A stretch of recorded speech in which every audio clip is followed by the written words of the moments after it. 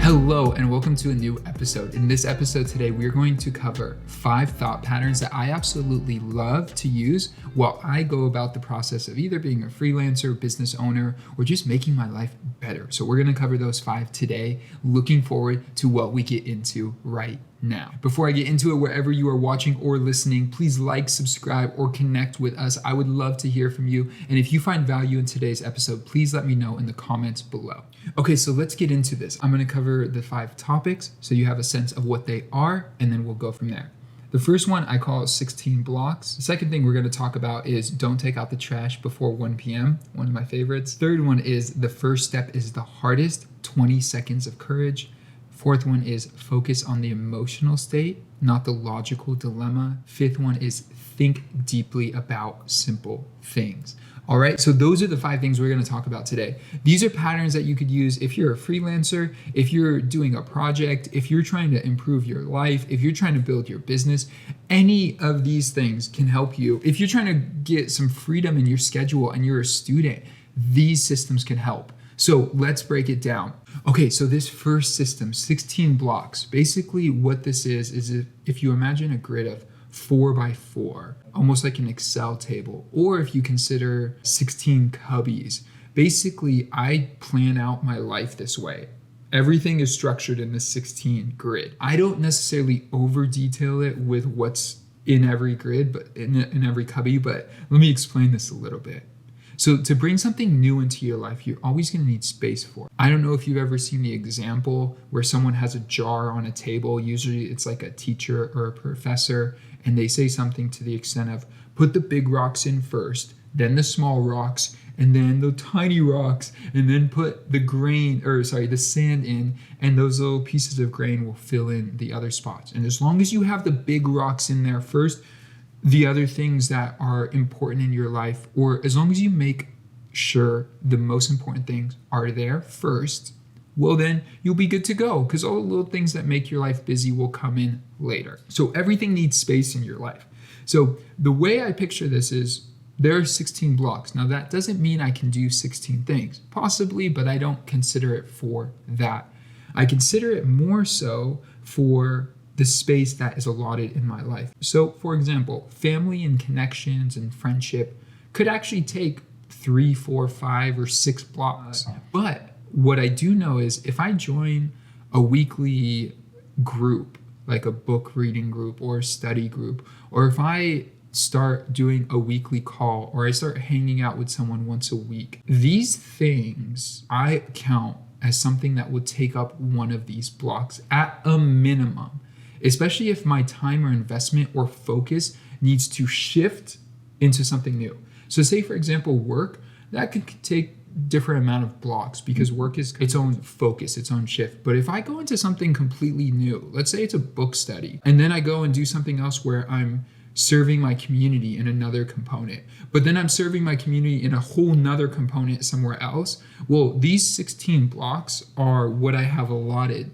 And this has helped me to really frame my limitation rather than overscheduling. I'm a type A personality. I am very driven where I would like to say yes to everything. Even something that's just a week out, it feels like I have so much time a week from now where I'll say yes to almost anything. But this has really been something that allows me to know that before I even get to something, I already know my schedule's full. It's not a matter of if my actual schedule is full, it's that I know my priorities are maxed out because the 16 blocks represent my priorities. So let me just give you an example of what it looks like right at this moment. Right now, I would say family, friends, connection take up about 4 to 6 blocks. Then work takes about 4 to 6 blocks as well, which leaves about 10 to 12. That's about 10 to 12, so it leaves about 4 extra. In those 4 extra is where I will either do a hobby or relax because it's the end of the year, the beginning of the new year. I'm not trying to rush into the new year, or plan for the future. But I also leave space. So I don't have all 16 blocks filled out, maxed out right now. But I do know if I say yes to something in the middle of the week or some type of mentorship or program that is available, well, I'm also saying yes to filling one of those blocks. Even if it's just 30 minutes or 45 minutes a week, I know that that takes up more space for me. Now, that's my personal capacity. I know that I can possibly, there might be people who can do 20 blocks or even possibly 25 blocks. I think there is a max at that. And honestly, this is just a frame of mind. There's probably 20 different methods to this type of thinking, this type of priority list. But when you look at something like Greg McKeown's book on essentialism, his concept in the book where he starts, I think it's the introductory chapter, he talks about the word priority never used to have an S at the end. It never used to be priorities. There's no such thing as multiple priorities. So this is a way that allows me to know that it's not about one priority, but it's about I only have a certain capacity. So I don't focus so much on this is my top priority. I wouldn't say family is my top priority or work is my top priority. At the end of the day, if they're being challenged, it's always family that's going to win. But I don't like to think about it that way because it makes it's not really how it plays out in real life. How it plays out in real life is maybe on a quote unquote Thursday, I spend some extra time with my family, and maybe on a Saturday afternoon, I might get a little bit of work done. I'm not like a workaholic or anything like that, but that is the flexibility I get with the 16 block system.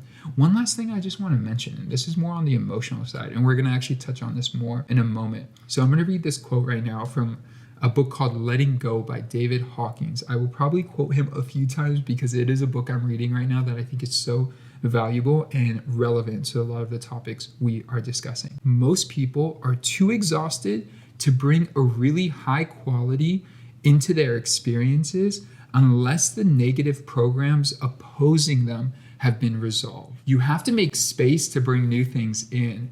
Another thing he says is repressed and suppressed feelings require counter energy to keep them submerged. Again, now this is like the more like mental health, emotional side. He talks about letting go and surrendering, but it takes energy. His quote again, it takes energy to hold down our feelings. It takes energy to hold on to so many things that we're doing. And I know this does get complicated when you add in, if you are, say, a parent or you're caring for someone who is elderly or your work is very demanding or anything like that. There are a lot of factors that play into this where you might not get a chance to actually choose your 16 blocks. But in that, knowing that you can eliminate things, cut things out, and it actually makes space. It's not a matter of if you have enough time, it's about how much mental space you have for everything. I consider that I only have 16 blocks at any available time. So that's what I choose to structure my life around. Final note on this, I don't structure this system either around I can't. It's more about what I choose to do. So the 16 blocks are things I choose to be a part of. They're things I choose to step into. Even if some of them are responsibilities that are mandatory that I might not necessarily enjoy, everything in those 16 blocks I have chosen to put there. It's not that I have to, it's that I get to. Okay, number 2. Don't take out the trash before 1 p.m. A lot of the daily grind and life, especially while you're in your building phase of life, is around building confidence in yourself. And this comes by prioritizing things that are important to you. And the way I like to think of it is prioritize yourself like you were an important person. And this is not to cause drama in the household, but this is something where if you prioritize yourself like an important person, would you spend the best hours of your day? Or if you were the secretary of a very important person, would you schedule their day to do things like take out the trash early in the morning when those are their best hours? Most likely not. And so oftentimes we allow the quick solutions, the quick fixes, the quick things that we can get done to take up our time when it's actually not the time to do it. It is easy to check your email and get rid of a few emails early in the morning. It is easy to check social media in the morning. It is easy to take out the trash early in the morning or earlier in your day. But those are honestly, for most people, the best hours they have. And those hours are high value hours. I like to tell my team members that as we work is in the morning, your value is 5 times higher than in the afternoon. Not that you don't work well in the afternoon, not that I don't work well in the afternoon. There are a few hours I'm out, I'm not that efficient, but in the morning, my output and my creative capacity is at its max. So for me to spend that time taking out the trash is not something I ever do. Even if I don't have high pressure on myself, if I just want to enjoy the morning, I still won't take out the trash. Now, don't confuse this. Don't confuse this with sometimes you do need to just clean up. And there's one day out of every 100 days that I'll take out the trash before 1 o'clock. But it's a standard that helps me keep the important things at top of mind. So here's a quote: lose an hour in the morning and you will spend all day looking for it. There's a lot of people who will talk about like maybe the concept of eat the frog or other concepts around that, but do the hardest thing you need to do first. Don't push it off. It's very easy to do easier things over prioritizing them over the harder things. Do the hardest part first. Treat yourself as if you are a very important person and focus in on your priorities. List it around the things of what you want to accomplish with your life. I remember when I studied abroad in Germany, I absolutely love that trip. At the time, the trip cost about $10,000. And that was a ridiculous number for me. That was a crazy number to be putting together to go on a trip like this. I can tell you today that the money has never been something I consider after the fact. The trip was so worthwhile that the 10, 15, I probably spent a good like 15K on the whole thing was worth it. It was completely worth it. And oftentimes that's what we get stuck on is the numbers there. It's really easy to get stuck on the little things, but in life, we often remember the bigger things, the experiences we had. You'll look back on your day, you're not gonna say like, oh wow, I really enjoyed taking out the trash at 9 in the morning. No, you're gonna look back on your day and be like, wow, I'm so excited I wrote a new chapter for the book this morning, or I was able to have a peak experience in journaling this morning, or I was able to have a breakthrough while I was reading this morning. Any of those things are what really drive us as individuals, as humans. They're the things that really push us towards who we are becoming and who we're growing into. One final way to frame this that just keeps things really simple. Before 1 o'clock, it's either a hell yeah or it's no. By Derek Sivers, that's his thought pattern on this. But for what he says yes to or what he says no to, if it's not a hell yeah, then it's a no. And I'm not excited about taking out the trash in the morning, even if it's full and overfilling a little bit. I would probably rather just wait until the afternoon and take care of it. Oftentimes, that's where the evening comes in. That's where it's a really good time to wash the dishes, take out the trash, do any of those things. That's when my mind is like least in motion. And if you go back to the 16 blocks, those 16 blocks that I talked about earlier, those 16 blocks are a space where basically I always prioritize wherever I'm trying to grow in those 16 blocks earlier in my day. Okay, now let's talk about the third thinking model. The first step is the hardest, 20 seconds of courage. Now this is more of a personal one, but I found this to be so helpful. I remember hearing someone say something about 20 seconds of courage. Often the things I don't want to do or just seem difficult, even the daily tasks, if I commit to 20 seconds of courage, I often find that it's just that very first part that is the hardest. And so let me give you an example. I just started like a skincare like regimen like recently with like 5 products and all this like great stuff. And I'm excited about it. I absolutely love it. The only thing is like doing the first step is the hardest. And so using like just starting the process, the first step is like a cleanser. So all I have to do is basically start with the cleanser. As long as I turn on the water, start using the cleanser, and that's like within 20 seconds, I'm basically good to go. Because once I finish with the cleanser, like washing my face, the 4 other products are really easy to put on, and then I'm good to go. And what I learned was it's always the first step that I feel is the hardest. It's just starting. And so if you frame things that way, like if you're really nervous about writing the next chapter, or you're really nervous about recording the next video, commit to just doing that next step. I think what Tim Ferriss talks about, or an example he's used, is flossing the two teeth only. Because people hate flossing, right? A lot of people hate flossing. And so he talked about just commit to doing the first two. And this is a little bit different, but it's basically the same idea. Commit to doing two. Once you get started, you've hit that high point. And that's where these ideas are very similar. Is you've hit that hardest part, and now everything from there is just kind of like, well, you've already started, keep going. So the consideration I have here that I want to make is first 20 seconds. The first 30 seconds are going to be the hardest. So if you have 20 seconds of courage, that first step is going to get you going, and you're in. That's all. So that is number 3. The first step is the hardest. Now, we've covered the 16 blocks. We've covered don't take out the trash before 1 p.m. We covered the first step is the hardest, 20 seconds of courage. Now, number 4. This one I love. Focus on the emotional state, not the logical dilemma. I absolutely love this one because let's use this quote first to begin. You can't solve a problem with the same mind that created it. Oftentimes, stressful questions, things that we feel stuck, places where we feel stuck, there's this system that we're using that actually produced, the same system we're trying to answer the question with is the same system that produced the problem in the first place.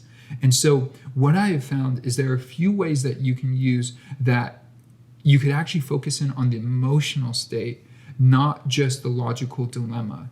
Often the logical dilemma, once you've gone through pro and con lists and things like that, go down to what you either prefer, or instead of what you prefer, they come down to this place of what is your actual emotional dilemma in this situation, your emotional call that you are looking to accomplish. Now, 2 more quotes from David Hawkins. We tend to do just about anything to avoid facing that feeling of inner emptiness.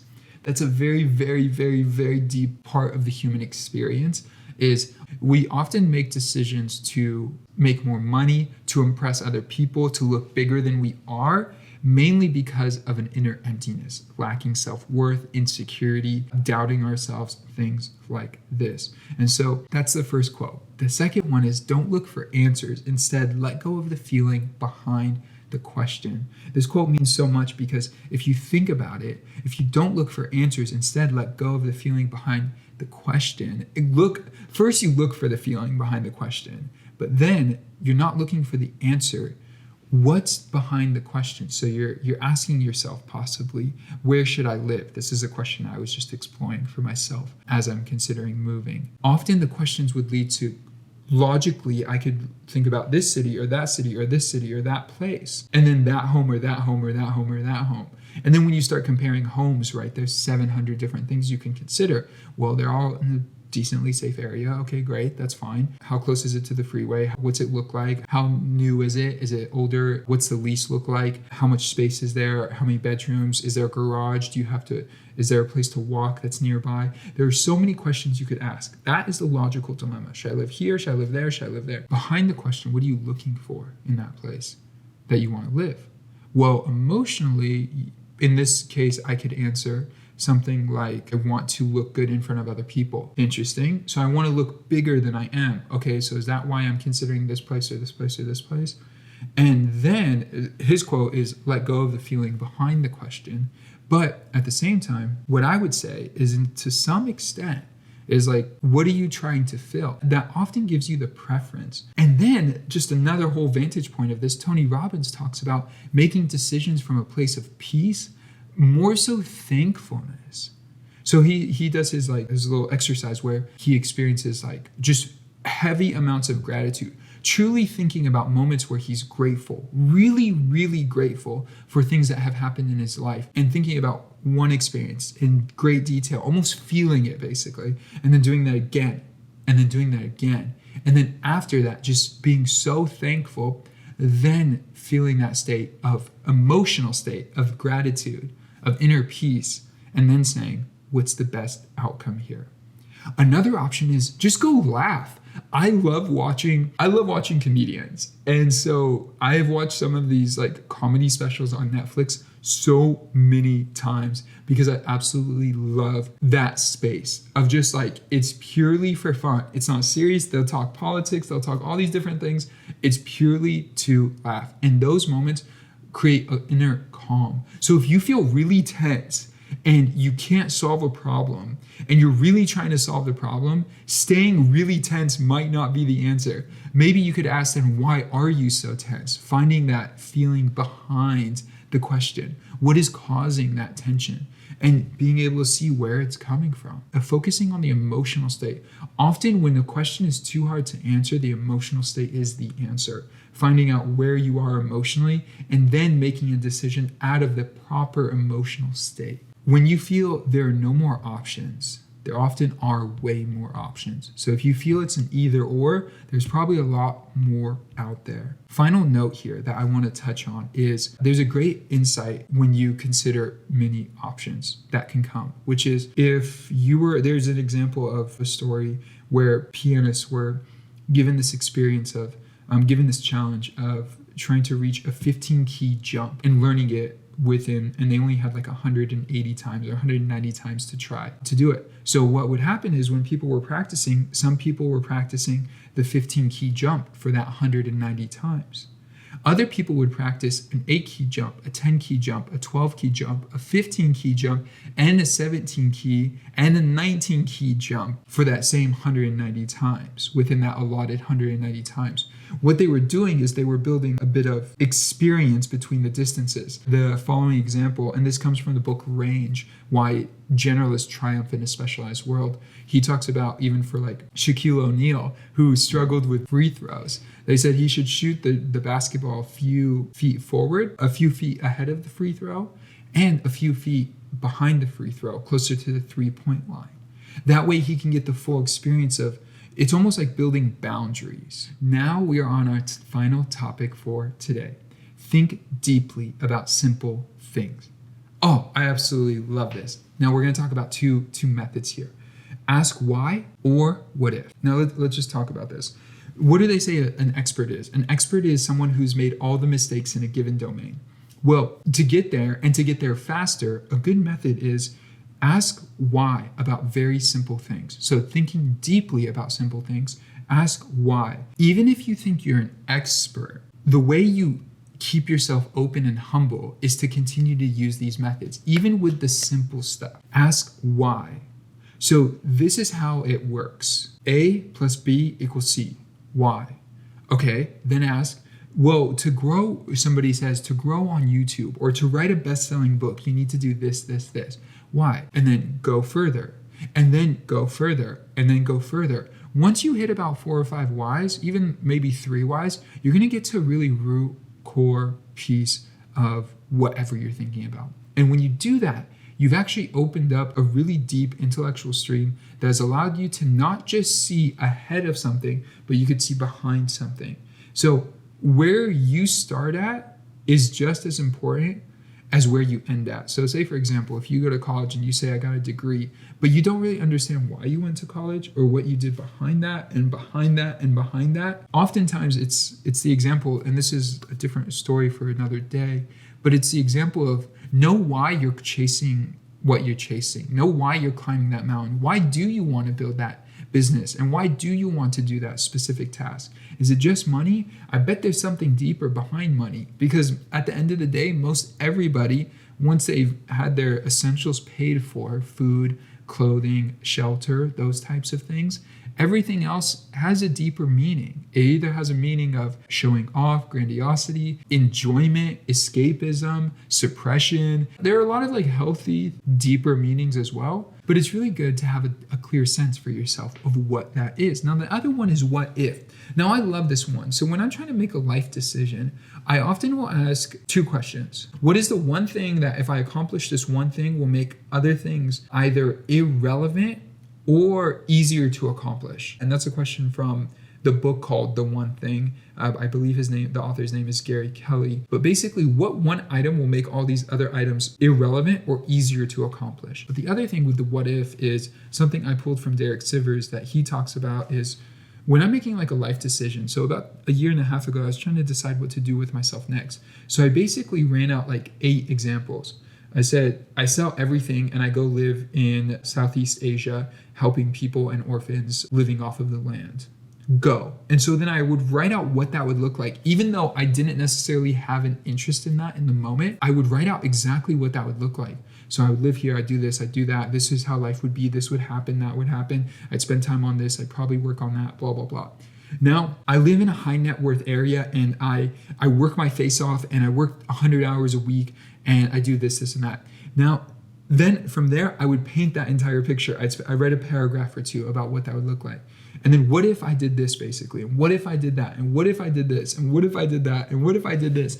7, 8 different examples. And what that let me know is, number one is I'm not limited to one. Oftentimes it feels like I'm just so limited. I don't have a lot of options. But when I'm thinking deeply about simple things and seeing that, hey, if I'm 22 or 32 or whatever my age may be, I'm not dictated by what the world says where I should be at a certain spot of my life. And actually, in the scheme of things, me spending this time doing something that's very valuable for my future and where I'm headed is more important than me figuring out how I fit into this world plan of being married by 25 and having a house by 30 or whatever those items may be. I'm also in the process, and I may do an episode on this soon, of creating a database of just 40 great questions around this. Great questions are what lead to great answers. And so I think it's very important to really consider and have a list of good questions. And all the questions, mainly, I think almost all of them, basically, I didn't come up with. So I just borrowed these questions from different places. Anytime I find a great question, I jot it down. And then I jot down maybe a little note of why I like the question so much. Anyway, with that said, those are the 5 that I'm covering today. I love thinking models. And I want to ask you today, as I'm going over these, the 16 blocks, which one stuck out to you? The 16 blocks. Don't take out the trash before 1 p.m. The first step is the hardest. Number 3, the first step is the hardest. The 20 seconds of courage. Number 4, focus on the emotional state, not the logical dilemma. Or number 5, think deeply about simple things. Which one of those stuck out to you? And if you have any mental models like these that you want to share with me, please use the comments below and share them. I would love to hear from you. Anyway, with that said, thank you for listening. Thank you for watching today. Please check out our newsletter at spacemaragency.com/newsletter. That is a great place to stay up to date with what we're doing, everything we're doing with the company, with what content is being published, all of that. We're still trying to figure out the voice and what kind of content we're creating, but we help people with SEO, which we didn't even mention in this video, but we help people with SEO to building a freelance career all the way to mental models, whatever that may look like. So thank you for being a part of this. Thank you for watching today, and I'll see you guys next time. Peace.